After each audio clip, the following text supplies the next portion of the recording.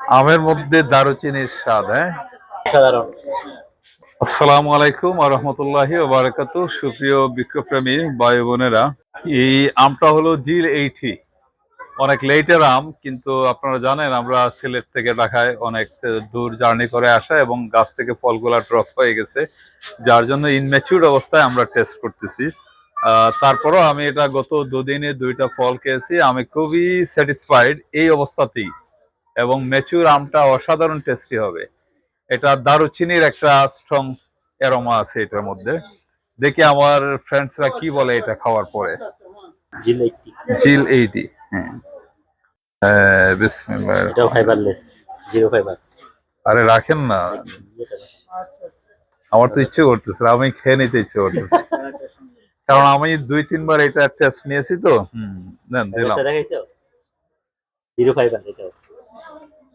হ্যাঁ, অনেক জুসি কিন্তু আম। দারুচিনির গন্ধ।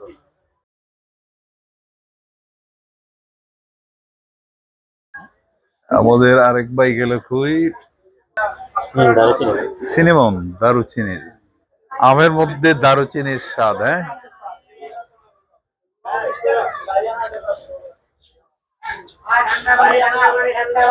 সাধারণ। এখন দেখেন এই যে আটিটা দেখেন একটু, আমটা এখনো ইনমেচুর।